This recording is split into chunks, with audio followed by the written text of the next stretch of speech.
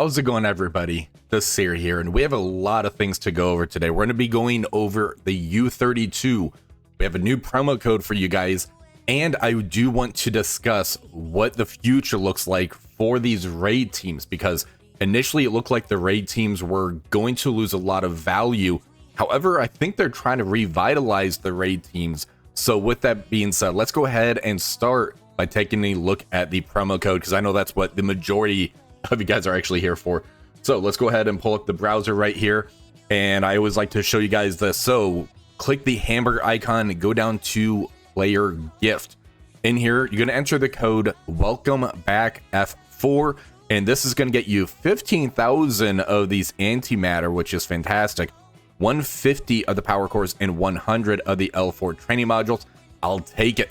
Now, let's go ahead and jump back in game and go over the defense. So we're start doing some transitions for the defense. I think there's a couple ways I can kind of go about this.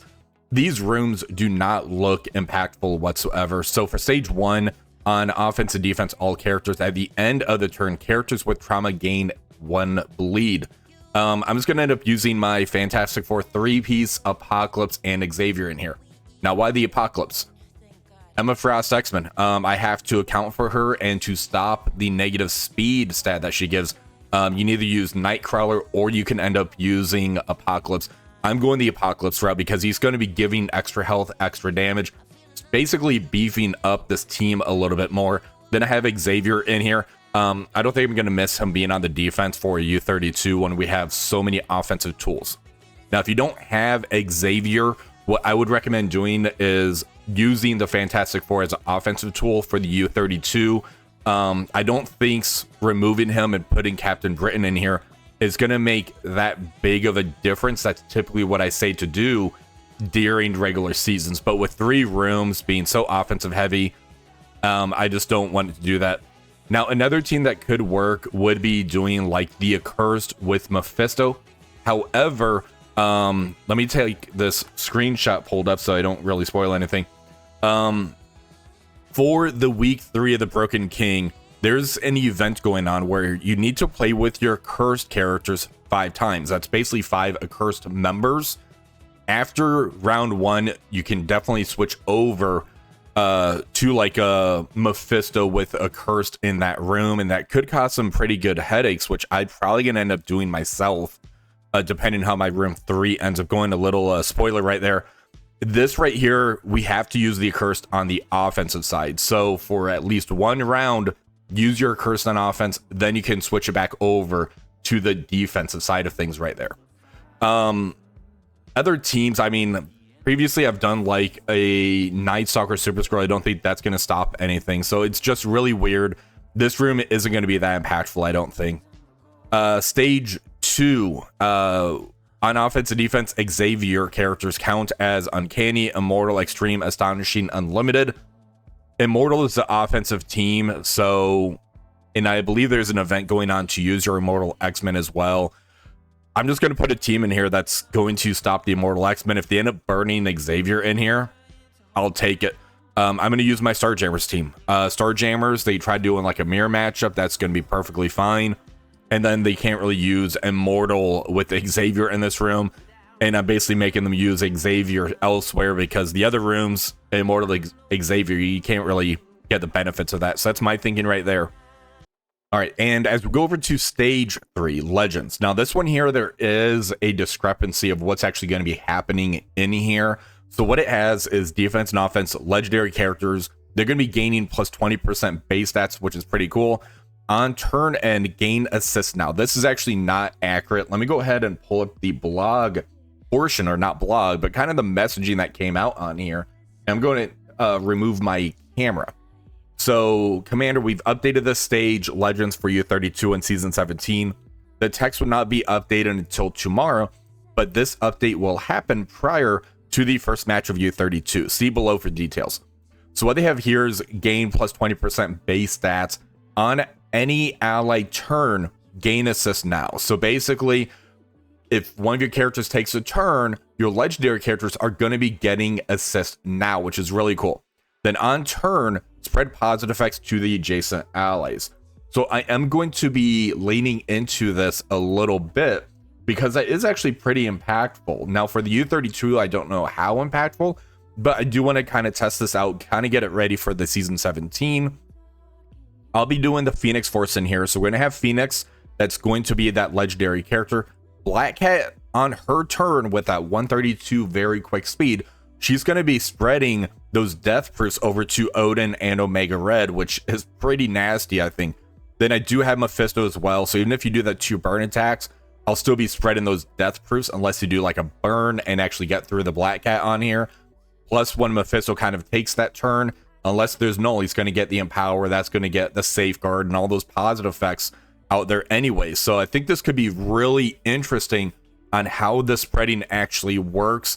Now, I did mention before for stage 1, I think I'm going to be doing a cursed Mephisto in here after that first round. So I'll be filling in a different position or character into that stage 3. I might lean into maybe like a Quasar, so that way they have immunity on spawn also. That could be very impactful. Also, another legendary, another very fast character to try to get the assist now out there. So I'm going to play around with that stage 3 a little bit. I want to see how this is going to be playing, so I'm kind of ready for that season 17. So that's my defense. Now let's go ahead and take a look at the raid teams, because that was something I really wanted to dig into on here, because I think it's really important as far as what's going to be going on. So if we end up pulling up the blog right here for the Annihilation raid changes and known issues, you can actually see the map that we're going to be getting. Well, not the map, but kind of the nodes that we're going to be having. So you can see here we have like one tech node for node 1. Then it's going to go 1 mystic, Uncanny Avengers, the skill, the bio. We have 2 right here for the mutant, and this is going to be the boss node. Now every node is going to be kind of looking like this. Now I think the way they're going to be doing this is going to be how they did the chaotic storm raid. So if we actually jump back over into the game, go to chaotic raids and go to the regular one, and we're just going to do a preview right here. You can see how there's 8 lanes on here and there's no jumping, but there's a lot of nodes. So what does this actually mean? I think this is going to be kind of an indicator of what these new Annihilation raids are going to be, where it's just the 8 lanes, 8 nodes type of thing, and you just kind of go. Now, initially I'm thinking, well, if we only have 8 nodes that we're going to be going at right here, that's going to be bringing the value down of our raid characters and raid teams, because we're not using them much. We'll be using like the Mystic 1 time, Uncanny Avengers 1 time, Vigilante 1 time. During an interview with RJ and Pathfinder and everything, they basically said, or not RJ, it was the game design. It's one of the designer people. They basically said how the raids are kind of a check-in. So they're kind of leaning into that, where you just go in, you knock out your 8 nodes, then you're basically good to go. So what are they doing to put value on these raid teams? Because they're really leaning into the, hey, these teams need to stick to their lane. So do they want to sell us these teams where you're only going to use them once, and then that's basically it? So what they've done is very interesting. If we take a look at the Hellfire Club, let's go ahead and jump back into the game right here. The Hellfire Club was, I think, very successful on what they were trying to accomplish, because we have that mutants team. However, 2 of these characters in Azazel and Rachel Summers are able to flex out. So Rachel Summers can go to the Immortal X-Men. Azazel can go over to the Accursed team. Emma Frost, she's going to be amazing plug and play. Sebastian Shaw, power couple with Emma Frost. If you saw my Everything to Know video, you know how high up I am on Sebastian Shaw and Emma Frost kind of being that power couple where you can really plug them into a lot of teams and get value out of them. Now, with the Insidious 6 team that we just saw with the blog portion, Masters of Mayhem right here, it looks like they're kind of leaning into the same thing. So Scorpion's going to be able to flex over to the Infestation team. Superior Spider-Man says he's going to be able to work with the Superior 6. We need to wait to see, but it sounds like they may be giving him that Superior 6 tag, so that way that will revitalize that Superior 6 a little bit. Hobgoblin, I'm not sure how he's going to be kind of factoring in And then we have Vulture and Shocker, which it looks like they don't have the Insidious 6 tag, but that's going to leave a lot of open room to where you can really play around with these teams.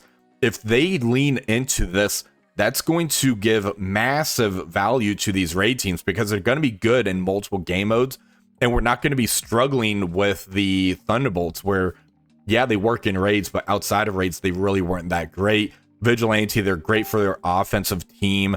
So I think this is going to be a huge win for the community overall. I just wanted to voice my opinion of that.